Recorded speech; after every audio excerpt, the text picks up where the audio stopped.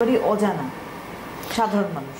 হ্যাঁ, সার্কোইডোসিস এরকম একটি রোগ, মানে আপনার হয়তো সচরাচর আমরা এরকম পেশেন্ট আমরা পাই না, কিন্তু যদি আপনার এই সার্কোইডোসিস আপনার দুরকম হতে পারে, একটা আপনার এক্সটার্নালি হতে পারে বা ইন্টারনালিও হতে পারে।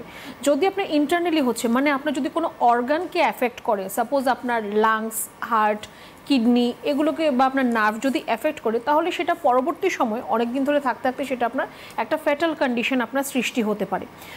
তো সার্কোইডোসিস অ্যাকচুয়ালি হচ্ছে আমাদের যে লিম্ফ নোডস যেগুলো রয়েছে তার মধ্যে সেল মানে কোষগুলো একত্রিত হয়ে গিয়ে একটা গুচ্ছ আকার একটা উৎপন্ন করে, সেখান থেকে একটা আপনার লাম্প মতো সৃষ্টি হতে পারে।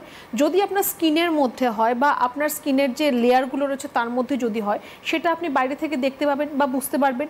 বা আপনার স্কিনে যদি একদম ভেতরের লেয়ারে হচ্ছে, তো বাইরের দিকে আপনার র্যাশেসের মতো থাকবে, লালচে লালচে রেড কালারের র্যাশেসের মতো থাকবে। আর যদি আপনার ইন্টারনালি কোনো অর্গানের মধ্যে হচ্ছে, সাপোজ আপনার লাংসের মধ্যে হচ্ছে, লাংসের মধ্যে আপনার অনেকগুলো সেল একত্রিত হয়ে একটা গুচ্ছ আকার তৈরি করছে, সেটাকে আমরা গ্র্যানুলোমা বলে থাকি। তো সেরকম আপনার যদি এরকম লাংসের মধ্যে ছোপ ছোপ আপনার দেখা যায়, আপনার এক্সরে রিপোর্টে যেরকম ছোপ ছোপ রয়েছে, তো সেটা কিন্তু আপনার সার্কোইডোসিস হতে পারে। সার্কোইডোসিস অনেক দিন ধরে আপনার লাংসে যদি থেকে যায়, তাহলে সেখান থেকে কিন্তু আপনার ফাইব্রয়েডের সমস্যা চলে আসতে পারে, আপনার পালমোনারি ফাইব্রোডোসিস আমরা যেটাকে বলে থাকি, সেই সমস্যা আপনার হতে পারে। আপনার কিডনি বা হার্টের মধ্যে হলে আপনার সেল ড্যামেজ হতে হতে আপনার কিডনি বা হার্ট আস্তে আস্তে নষ্ট হয়ে যেতে পারে। একটা ফোন নিয়ে আমরা আসবো। হ্যালো।